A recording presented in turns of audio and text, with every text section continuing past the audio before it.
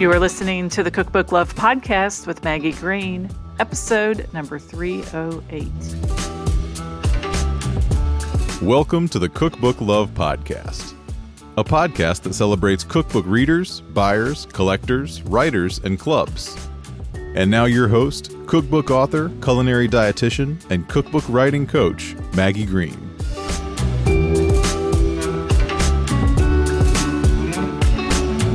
Hi, everybody. Welcome back to another episode of the Cookbook Love Podcast. How is everybody doing today?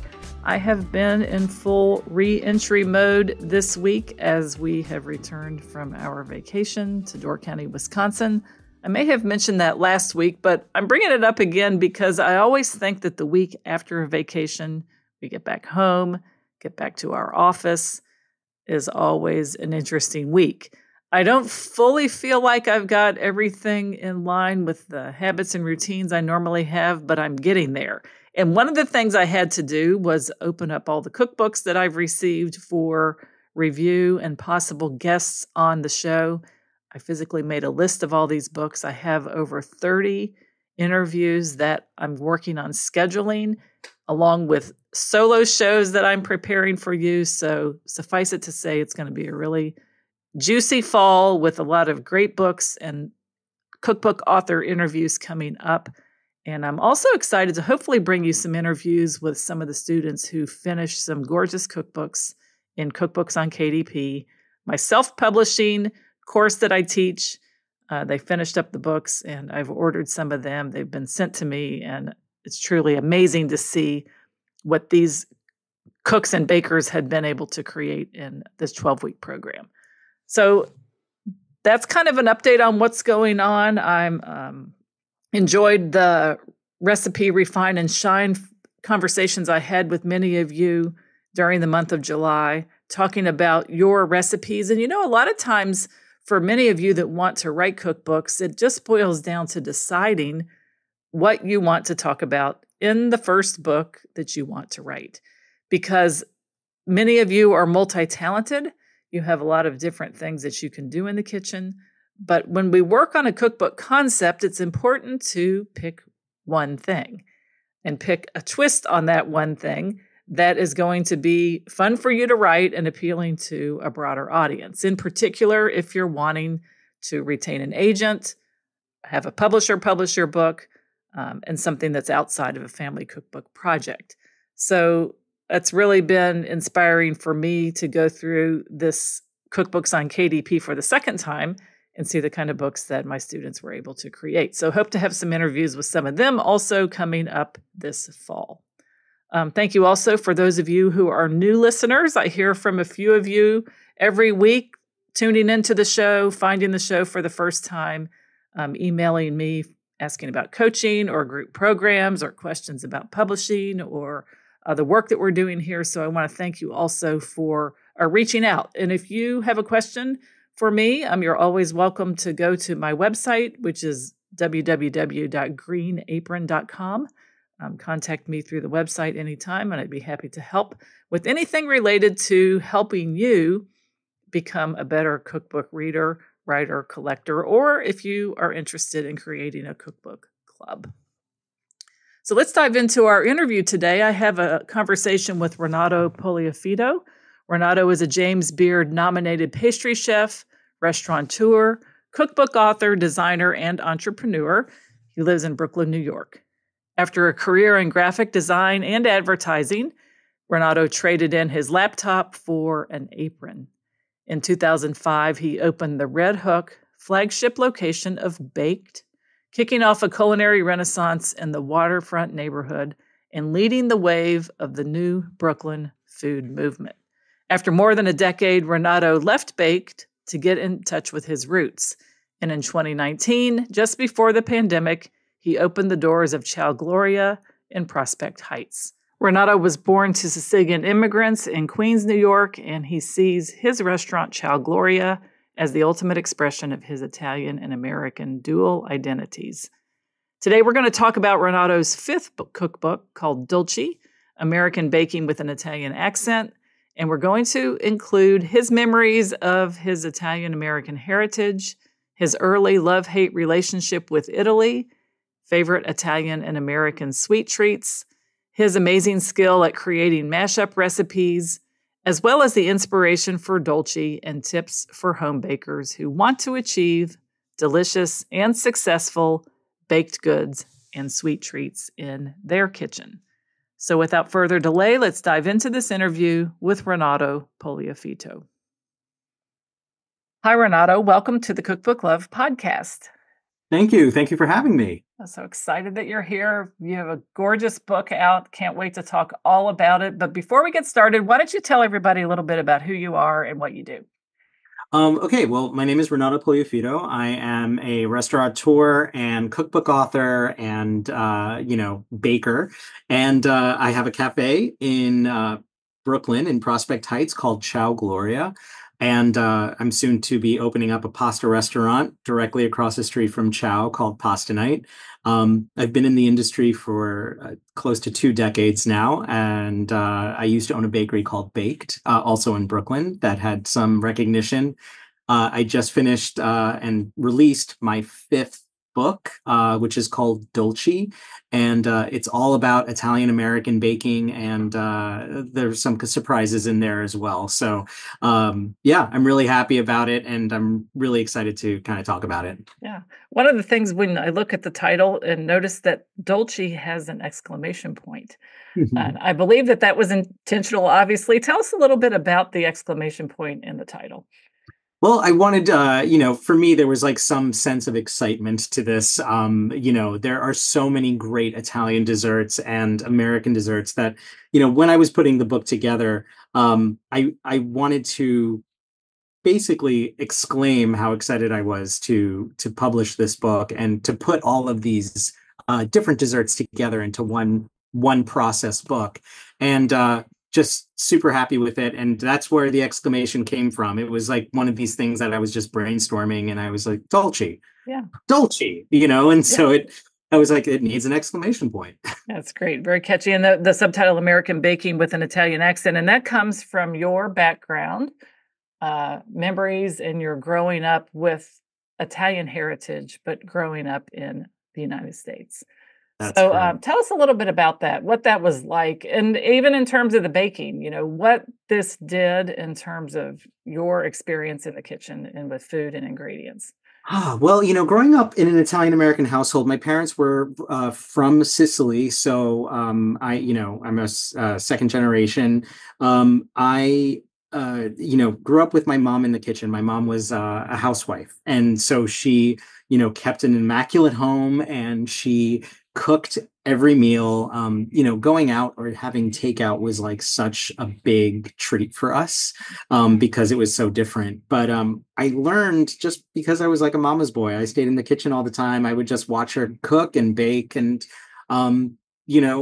because of that, I felt very comfortable around food. I felt very comfortable around in the kitchen making things. So when the opportunity came up years later to open up a bakery, it was not the experience I had. I'm not a trained chef. I'm not a trained pastry chef. So it was a very, very much a trial by fire thing where I just had to learn on the job. But having Italian parents and having that exposure to that Italian food, it was just embedded in me. So even with my first business, Baked, I learned, Baked was a classic American bakery. I always had this like yearning to kind of like make Italian things. So you'd even find in the first 4 books, the Baked books, every once in a while they'll get a recipe that's like, oh, that's an Italian recipe, So I was already back then trying to kind of incorporate that into my life. So when I opened up Ciao Gloria, which is just very much a reflection of who I am as an Italian American, but it has this happy marriage of American pastry, Italian pastry, and then some pastries that meet somewhere in the middle. It was an exciting thing for me, and I'm really in my element now. I feel like this is my wheelhouse, and I'm just enjoying every moment of it. Oh. And I think that the Italian American sweet treats that you put forth in this book, plus some savory things that we're also going to talk about. What's your favorite way to combine these 2 different styles of baking? And how did this inspire you other than the Italian, like wanting to come out? What did you do in this book that was different? What are people going to notice when they look at this? I think they'll find a lot of things that are familiar. I think this book is definitely for everyone. But I feel like an Italophile or an Italian American will kind of flip through it and really like love the approach where it's like, oh, I grew up with these, or I know these, or it's like my mom used to make these all the time. I really wanted to really kind of encompass all of that in one book, which was a bit of a challenge. But I mean, I feel that what makes it Italian or what makes it American Italian is just my experience, my life experience. I'd say this book is like it's like an autobiography, but in food. So the idea that I can get a red velvet cake, which for me reminds me of my past at Baked, which was, we had a red velvet cake. We tweaked it in our own way. I'd say the red velvet cake at Baked, it had a cinnamon vanilla buttercream, and it was a very, very dark, chocolatey, rich red velvet cake. I brought that idea here, but I played with it again. And I was like, okay, here's a red velvet cake. Here's something that's so classically American. How do I kind of put an Italian spin on it? And it was something I did for Ciao, like very early on. I was like, I knew I wanted to have a red velvet cake on the menu in February for Valentine's Day. So with the buttercream, we actually folded in mascarpone to give it like almost like a cream cheese vibe, because most red velvet cakes have a cream cheese frosting. I wanted to add some raspberry jam to kind of make it a little more romantic in a way, because I knew it was for Valentine's Day. And then I added our chemis to the actual raspberry jam to give it more depth, more of a note. And our chemis is just a red digestive, like something you would add for intense coloring.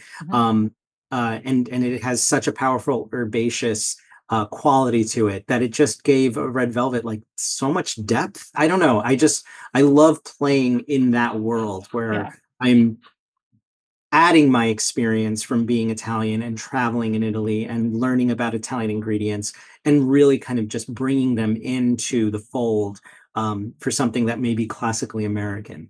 So I do that with some recipes in the book, and then I, keep things as they are. Maybe I just tweak them a little, or I just put my own little personal spin on them, but still they're classically Italian or classically American. Yeah. Yeah. And these mashup recipes, which you like to call them, where you have a little bit of both, seems to be a skill that you have. And not everybody thinks in this way or is asked to, embark on baking in this way. So what's your process when you start to actually look at red velvet cake, and you've done a couple of different iterations of it now, the Italian version, the kind that you had at your bakery called Bake. What's your process for going through the creation of these mashups? I mean, I feel like I've always been, I was an art major in college. And so I've always been like creative leaning. I love mashups. I love the idea of reinventing something, or, the idea of restoration, the idea of reinvention, the idea of like putting a spin on things. So it's just been something that's been in my nature my entire life. So when I approach food, I kind of approach it in the same way. It's like, how do I make this my own? How do I put my stamp on this? And still make it familiar or nostalgic or improved upon in some respects. It's like I'm always kind of in that world of like trying to kind of make something your own, make something that someone will eat and be like, oh, this is Renato's recipe, or this is something that he created. And who knows? I mean, you always want to kind of be known for something. So, maybe one of these recipes will live on. And, maybe I kind of added my own little footnote to them in history. Yeah. I think it's safe to say then if people had been to Ciao, Gloria, they would have been surprised had you not done something like that, because it's such a part of who you are. And I think the best cookbooks are when the author really infuses who they are into the way that they write the book, talk about the book, whether it's baking, whether it's cooking, and it's something that you've lived and experienced over and over and over again. It's not, and so it's probably like, of course I did it this way. It's just the way that I do it. Yeah. Otherwise, you're just regurgitating other people. 100%. Yeah. 100%. It would be like, it's just like straight up recipes. And this book is personal to you because of that. But yet, like you said, people are going to see a lot of familiar things. And we're going to talk about a few of those things when we get into the book, like familiar recipes, but the way that you made the twist on them, which I thought was a really fun thing to do. So when you decided to do this book, though, maybe you've already answered it, but I'm not really sure. Like, what inspired you to actually then dive into a project of this scope? How many recipes are in the book? Oh my God, I think it's like close to 100 recipes. Exactly. And these don't just take like one iteration and you've hit it. I'm sure you've made these like over and over and over again. They're showing up in your, Ciao, Gloria. They're like, but what was the inspiration for actually putting it in a book? Well, after writing the baked books and after stepping away from baked in 2017, I was trying to figure out like, okay, what do I want to do next? Do I want to open another cafe? Do I want to change career paths? Do I want to write another cookbook? Yeah. So, in my mind back then, I even kind of started thinking about if I were to write a cookbook, what would it be? What would be my story? And that's where the seeds of Dolci started kind of taking place. I even went so far as to put together a proposal that I showed my agent, and she was like, she liked it, but she was just like, I don't think it's the right time for this yet, or, it needs a little more. But it was something that I already kind of had figured out. And because of that, I kind of shifted gears and decided to open up Ciao, Gloria because of just where life took me. Somebody had told me there was a beautiful space on Vanderbilt Avenue that, it would be great if a coffee shop or a bakery was there. And I saw it and I fell in love instantly. So life took me in that direction. But in the end, it really begot Dolci because after a few years of Ciao, suddenly it was like the book had life, and so my agent was like, yeah, now's the time. Let's reapproach that. So it evolved and it became Dolci. But that's basically how it happened. All of the recipes, I would say, are an amalgam of what we have at Ciao, things I grew up with, things I discovered on my travels. So it is such a personal book, and it I felt like I had one shot. It was like writing this book. I was like, who knows if I'll write another book, if I'll ever have that opportunity again. So put all of my heart, all of my story into it, and hopefully people will respond to it and really enjoy it because again, it's a labor of love. Yeah. When I talk to other people who dream sometimes of writing cookbooks, in particular, if they have a brick and mortar business where recipes that they prepare for the business could perhaps appear in the book, they feel very protective of those recipes. Like, I don't think I should share these. Maybe it'll affect business in a negative way. What's been your experience with that? I don't think it has actually, because it's I felt that with the very first baked book. I was like, we're giving away our secrets. Exactly. What are we doing? But it impacts it in a positive way. It's like, when you're writing a cookbook, the recipe that is in the kitchen is not the recipe that's in the book per se, because you're scaling down, you're kind of tweaking for a home baker. They're not identical. Yeah. Baking in a commercial kitchen is so different. But I feel like it helps. I sometimes call my cookbooks, I'm like the best business card you 100%. Could ever. It's just like, right. It is, and people are like, oh, wow, this place has a book, so I knew in my heart of hearts with Ciao, I was like, oh gosh, if I can write a book someday, and base it around Ciao, that would be a dream come true. So I was really excited about it. And I do love that the book is called Dolci and I have Ciao, Gloria. It's like, it's not solely dependent on Ciao. It has its own life, but still they speak to each other. Yeah, because I could imagine if someone comes to Ciao, Gloria and they love something that they ate there or something they experienced, it's almost like, oh, I could, it's a memory of where they went. Maybe they were traveling and they're never going to, be coming back to Brooklyn anytime soon. And it's like, people love to buy the book, then they give it as a gift to somebody. I mean, I think that it has real legs when you have that kind of a companion product, so to speak. I'm sure 100%. you're selling it on the counter there at the Yeah. store. Oh, yeah, Yeah, yeah. I have a yeah, bookshelf full of them, so it's exactly. like, yeah, Yeah, and I it's just watch wonderful. people Yeah, flip through and it. I hope that anyone that's listening, if you do have a restaurant, that you will know that, or even if it's a food market, it could be a place where people carry out, different food for dinner or whatever. I've seen a lot of market and bakery cookbooks do very well, even with the brick and mortar place still in business. And 100%. And it does help it, because you reach out to people who, honestly may never even come to right. the brick and mortar and just hear about it and be like, oh, I love this Yeah, and concept. it could help it in the reverse. Like people may want to come there now because of the book. Yeah, exactly. Yeah, Exactly. yeah. So So it's for me, it's only been positive. good, Only been good. positive. Yeah, I think that's amazing. And I think it's a very unlimited kind of abundant way to think about it. And I think that that makes it a lot less. Well, you don't feel so closed off with it. It's like, this is what we do here. This is my book. There is some overlap, but it's a great way to reach two different groups of people with some people that probably will do both. So, 100%. but in the introduction, you say something interesting that like um, you kind of had an early love-hate relationship with Italy. Yep, that's true. Now, that's probably something that might surprise people to hear you say that. What was that all about?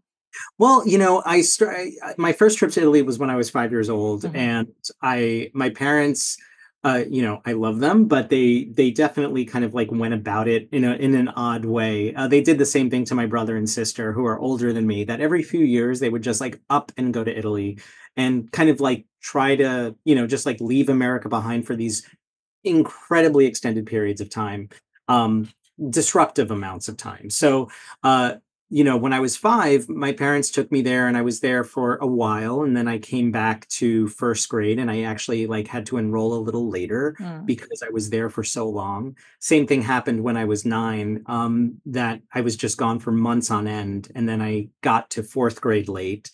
mm, And then the same thing happened when I was 12. So by the time I was 12 and they had enrolled me in school in Italy, I had been there for, so long. And it's I love Sicily, but at the time it was like 1980s Sicily, and mhm. it was a small town, and I'm coming from New York, and I'm suddenly living in this very small town in Sicily. Anything familiar was like just out of reach. Mhm. The culture was very different. It wasn't like today with the internet and how, global the world is, where it's like you could basically live anywhere and still be exposed to the things you want to be exposed to. Right. I was really cut off. So for a child, that's pretty traumatic. Mhm. So because of that, I developed this like almost like anxiety Yeah. towards Italy, and I was just like, oh God, I just don't. I hate going there. I don't like being there. Um, and so I avoided it for a really long time. Jumped to college, I was an art major, and I just started kind of falling in love with Renaissance art and that whole era. And so I decided to study abroad in Florence. And I Mm. was like, in my mind, I knew, I'm like, well, Florence is not Sicily, so it should be different. It should be enjoyable, and it was. It was wonderful. I had a great experience. I learned so much. I fell in love with it, and it made me want to just go back and experience more and travel more. Um, and that's what I did. Pretty much every couple of years, I would go to Italy and travel around, like bop around from region to region, and really learn a lot about the culture, learn a lot about the history, learn a lot about the food, and all of that. And it really um, kind of shifted gears for me and kind of made me who I am today. Yeah. So much so that I dream about going back. It's like I cannot wait to my next trip. Yeah. How does all this show up in your baking and in the decisions you made about Ciao Gloria and about Dolci? It colors it a lot. It's like Dolce and Ciao are just really reflective of who I am. Like Mhm. I wanted Ciao Gloria to feel like, when I was designing the place and designing the menu, I wanted it to obviously be Italian leaning, but still with American touches. And I really wanted the space to evoke. 1950s or 1960s, like Amalfi Coast kind of vibes, so bright and sunny and, blue color palettes, and like just really kind of play off of that.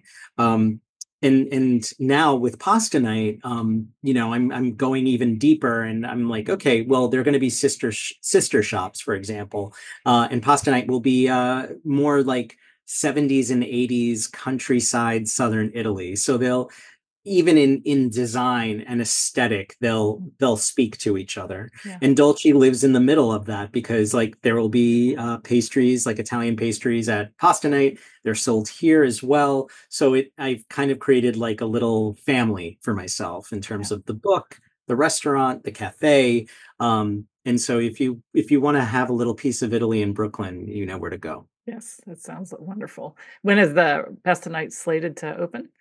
It depends on the day you ask me, but right now it's I'm hoping early to mid-September, so not too far off Oh, from very now. good. That'd be something for the fall. Very nice.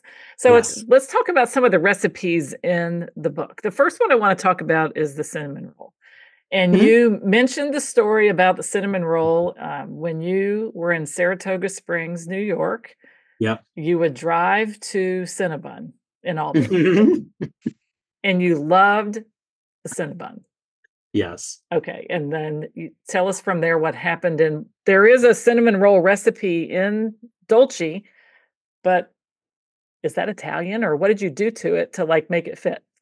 Well, it's like, again, this book is an autobiography. It's my Exactly. story through food. So, when I was in college, I definitely, like, I would travel a half hour to the mall and Yeah. go eat at Cinnabon with friends. I wasn't the only crazy person, but um, it just stuck with me for so Yeah. long. And, even with baked, I was like, our cinnamon rolls have to be oversized. They have to be delicious. The cinnamon has to be good. And I wanted to bring that to Ciao as well, because I love cinnamon rolls first and foremost. And the cinnamon roll does exist in Europe, and does exist in Italy in a very different format. But I was like, we're going to lean American here. I love the fluffiness of the yeasted dough. I love the frosting.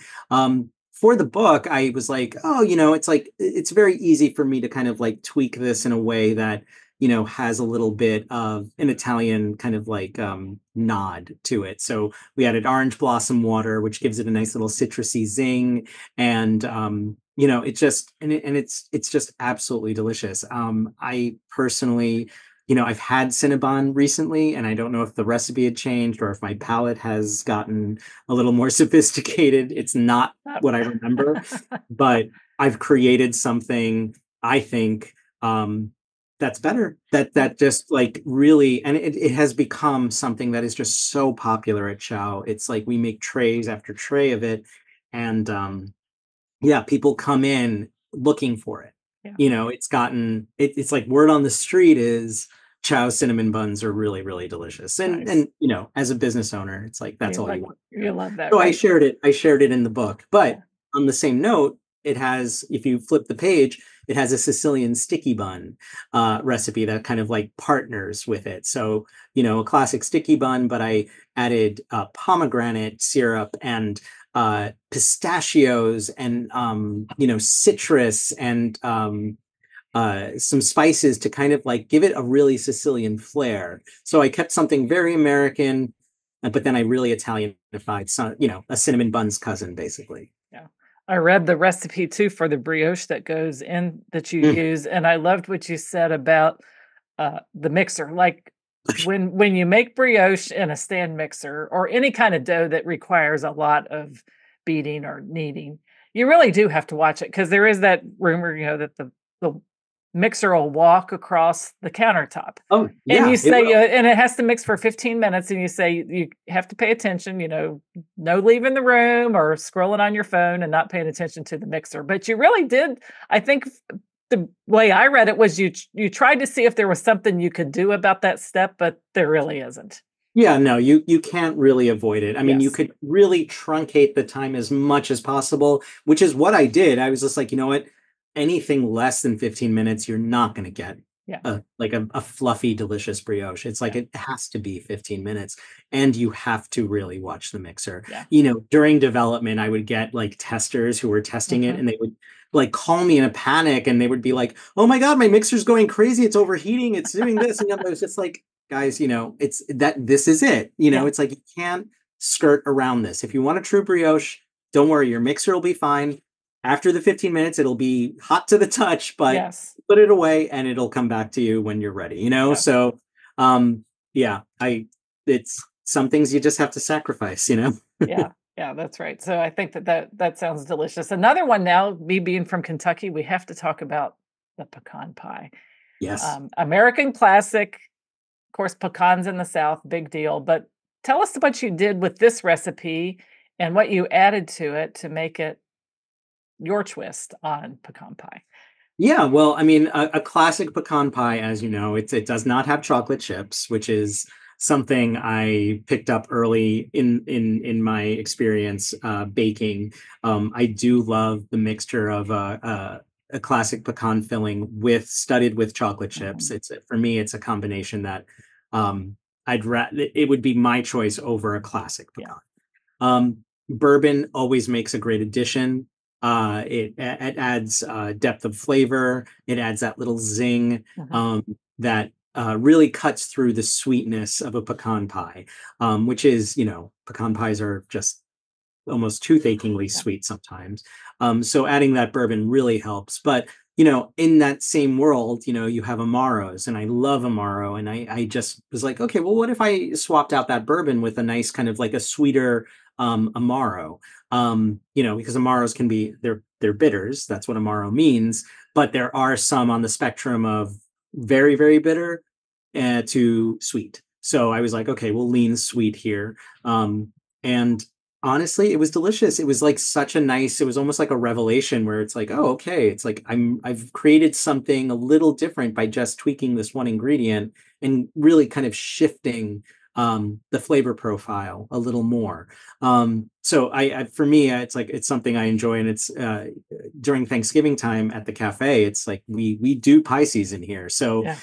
apple pies, pumpkin pies, and pecan pies. And our pecan pie, we sometimes do Amaro, we sometimes do bourbon. But yeah, the Amaro is just, and I Sounds have to wonderful. recommend, it's like Faccia Bruto makes a great Amaro, and that's located here in Brooklyn. Yeah. And that's the Amaros we use here at the cafe. There's a wonderful liquor store here in Northern Kentucky that sells like a huge variety of Amaro, and it's so fun to like. Usually around the holidays, we'll just buy another bottle because something you sip on, something you have in stock in Yeah, your house. But it's been really fun to compare them all and taste them and there's such enjoy them. variety. Yeah, Yeah. yeah. And it makes me think of another recipe in here, kind of along the Amaro line. It's not really Amaro though. Maybe it's classified that as you might be able to tell me, but that'd be the Aperol spritz cake. Ah, yes, yeah. Yeah, yeah. Yeah, the Aperol is an Kinda like Amaro. Campari is what I Yeah, think of when I think of but exactly, it's a beautiful exactly. cake, and I love how you use the Aperol in the filling, and it had, like, the light orange color to the frosting. It was beautiful. Yep. Yeah, So we kind of created like an ombre effect, because if yeah, you've ever had an Aperol spritz, you can see it's like it goes from that deep, rich, almost like sunsetty orange yeah, to clear, and then you yeah, kind of do a little mix. But I wanted to kind of reflect that in the actual design of the cake. And we have an orange curd filling, which has the Aperol spritz in it, so it lends that little note of bitterness. It's hard to have like a sweet cake and then have like that bitter quality to it. So you have to really balance that out.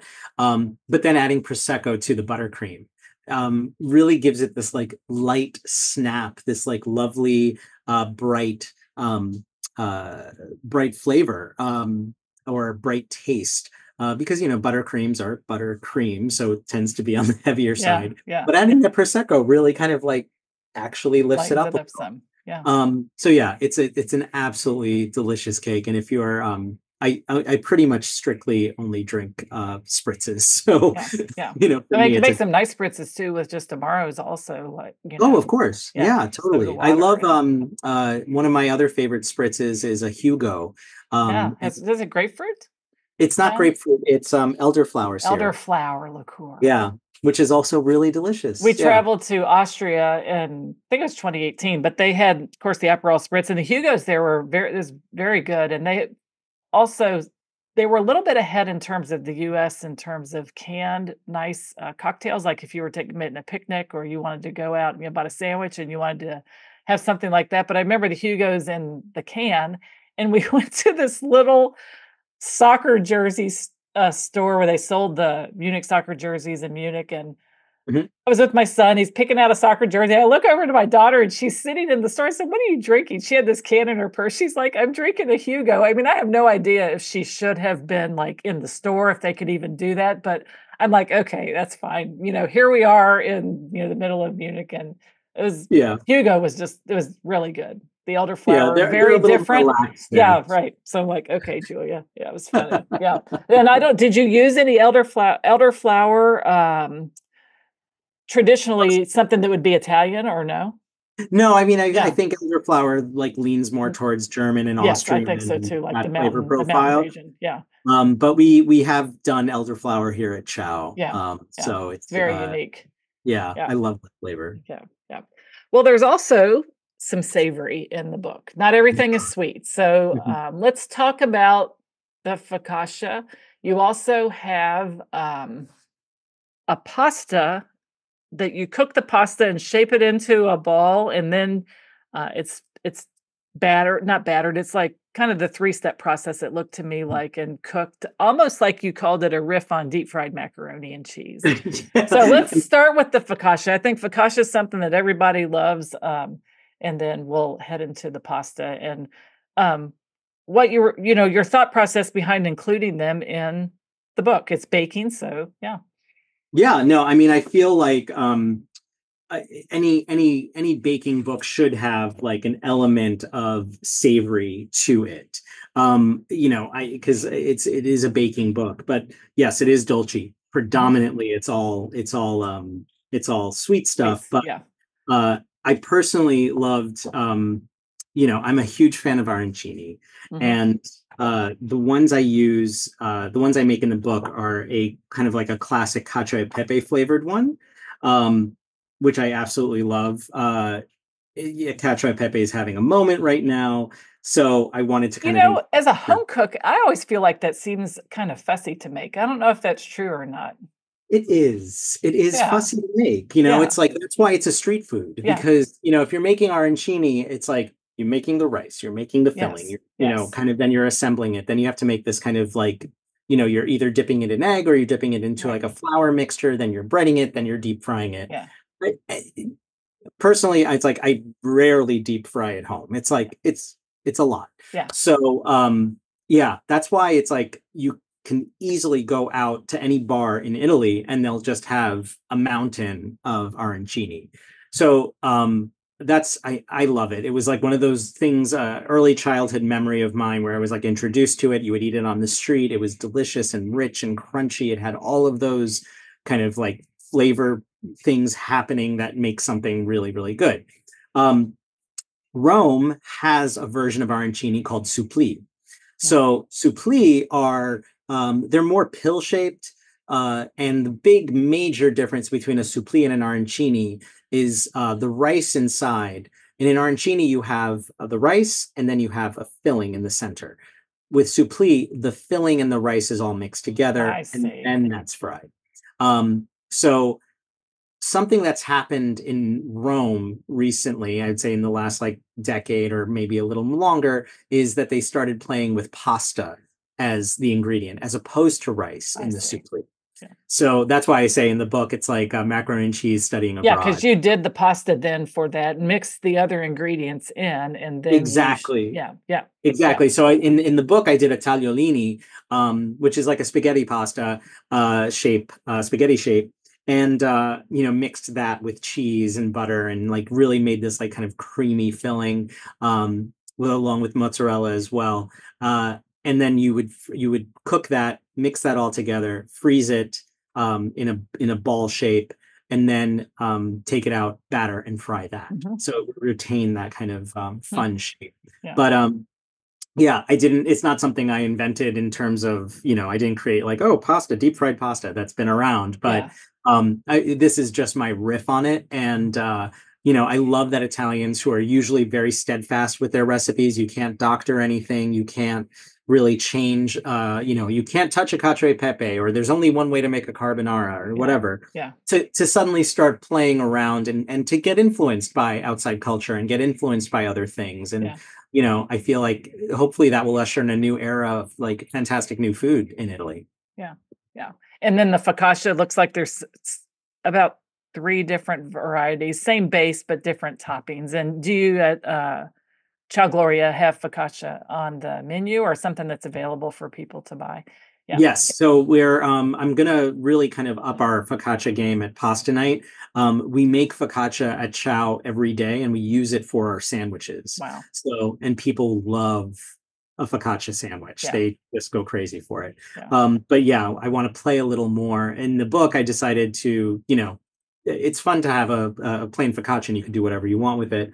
But for the book, I decided to top them 3 different ways to kind of show the versatility of a focaccia and treating it like a pizza. So I did a quattro stagioni version, which is the 4 seasons, and really that's like as close to a pizza.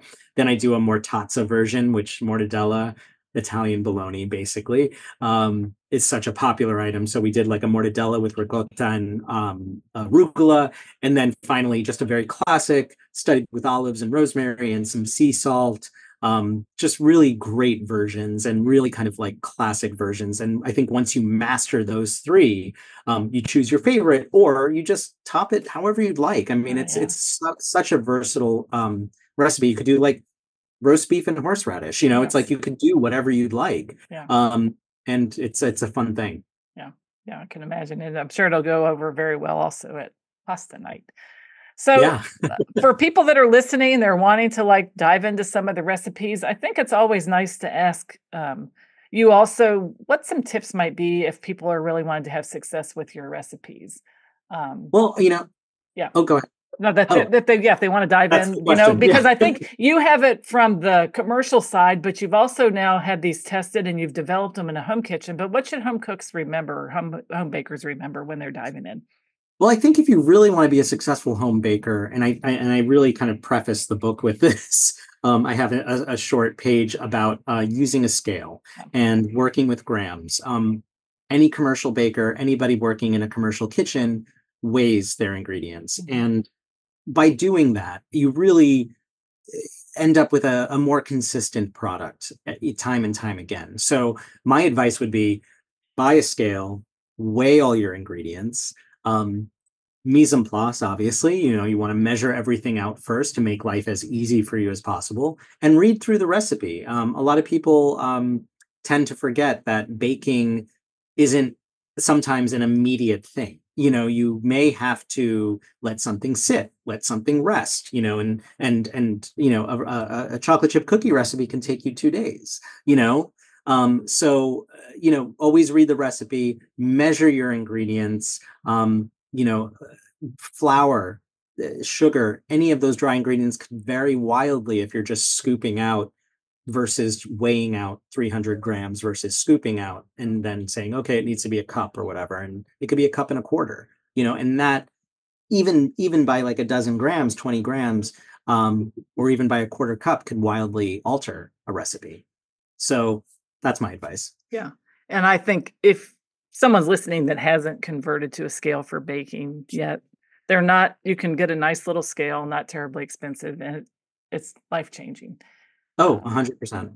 Yeah. Life-changing, because I always tell the story that when I made cornbread, I knew I didn't even have to look at the recipe anymore. How much cornmeal, if I was going to put a little flour or sugar. Of course, that's the big debate. What do you do that? And then it's just like then I add a cup and a half of the milk and my egg, and I'm like, it's amazing. And for baking, I don't bake a ton, but when I do, I always use a scale. One thing I do consistently bake, I do a bunch of Christmas cookies and tins of cookies. I love the photo in the book of the tin of the Italian cookies.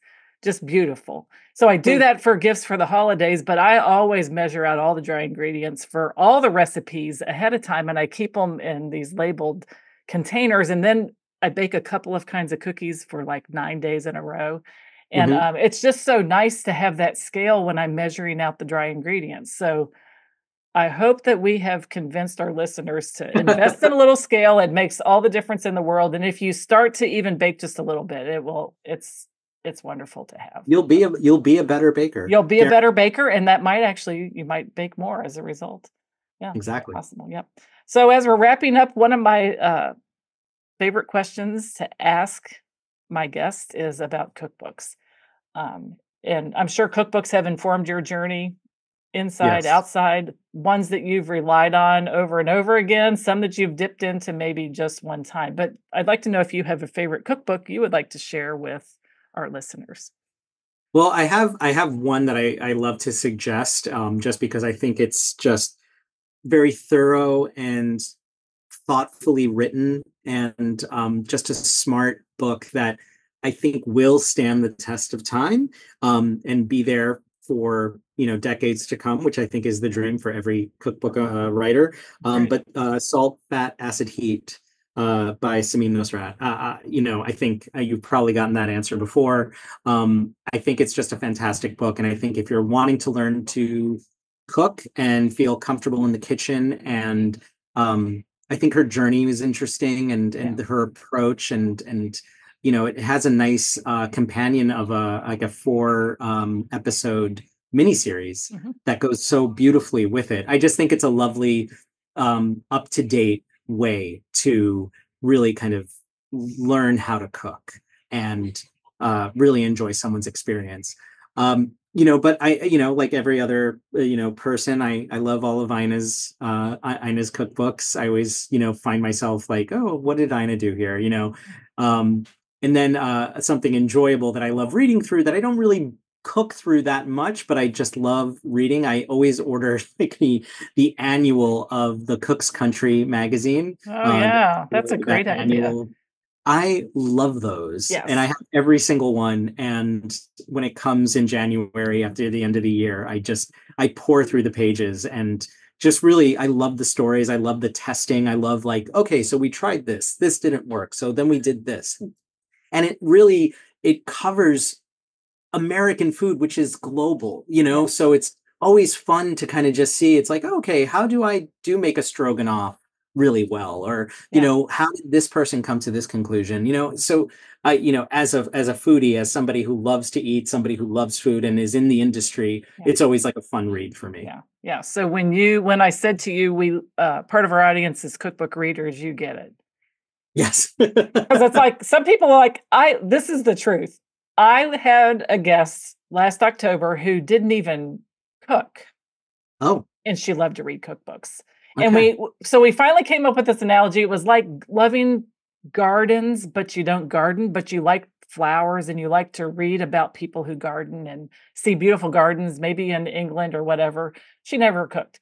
Mhm. So then we started talking about it. She's like, well, even if I don't cook, I probably could collect and like write a little book with my family recipes. I said, of course you can. You don't necessarily have to cook to do that.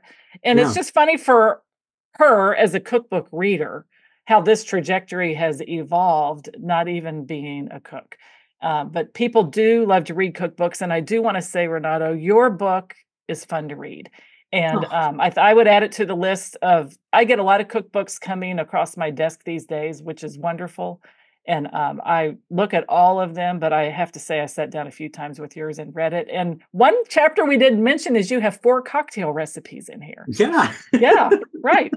A little Fun. surprise. Yeah. Exactly. The Amaro root beer float, of course, the Mhm. Aperol spritz. Um, one was a gin cocktail, I think. I can't remember what the 4th one was. I'm not looking at Yeah, the we did folder an right now. Americano, the root beer float, the spritz, and then a nocino. It used Nocino. nocino in it. Yeah. Yes. Yeah. Yeah. So anyway, very fun that was kind of a fun surprise to run across that in the book. Oh, So thank it's you. been it's great to read, and I will link also to Salt, Fat, Acid, and Heat, couple of Ina Garden's books, and then the annual Cook's Country. We have had Salt, Fat, Acid, and Heat mentioned before, which is a testament to Oh, it's a wonderful book. yeah. But the annual Cook's Country, I think the annual books for magazines, That's how I got my start reading cookbooks, was the annual Southern Living cookbook that my aunt gave me every Christmas. And I would just like, my sister would be like, I have come from a big family. They'd be like, what are you doing? I said, I'm reading Southern Living's annual recipes. What are you doing? She's like, I got to read Johnny Tremaine for class. I'm like, well, I'm sorry, but I'm going to read the cookbook. Wonderful. And you would get, so if you look through old Southern recipes, we had, frozen fruit salads, and it went through a phase of, pistachio fluff, ambrosia, all the different variations of that. And Southern Living, every Christmas, I don't know if you know this, they have a white cake on the, some kind of a layered Christmas cake on the cover of their magazine. So then you also get that recipe in the December part of the annual cookbook every year too. So it's been fun to follow those cakes over the years and see how they modify that for make it a really pretty I love that. holiday cake. Yeah. That's great. Yep. So it's been wonderful to talk to you about your book. I wish you nothing but the best. And the name of the book again is Dolci, American Baking with an Italian Accent. Currently available all major bookstores, I'm sure, online sellers. You can go to Ciao, Gloria and buy it. I'm sure the copies there are probably signed if you want to pick a signed copy up. Oh, yeah. I will autograph whatever you want. Exactly. Well, I wish you, again, great success and good luck with pasta night. And take care of yourself. Get some rest and drink lots of water and have a great summer. Yes. Okay. Thank you so much. Thank you so much for joining us today for this episode of the Cookbook Love podcast. Again, all the links can be found in the show notes at www.cookbooklove.co. And if you are interested in writing a cookbook of your own, please check out the free cookbook writing masterclass called How to Get Paid to Write a Cookbook. It is designed specifically for food or nutrition experts, and you can check that out at www.cookbookwritersacademy.com/free. So that's it for today's episode of the Cookbook Love podcast. This is your host, Maggie Green. And until next time, have a great day and keep loving your cookbooks. Thanks for listening to the Cookbook Love podcast. You can find out more information at www.cookbooklove.co.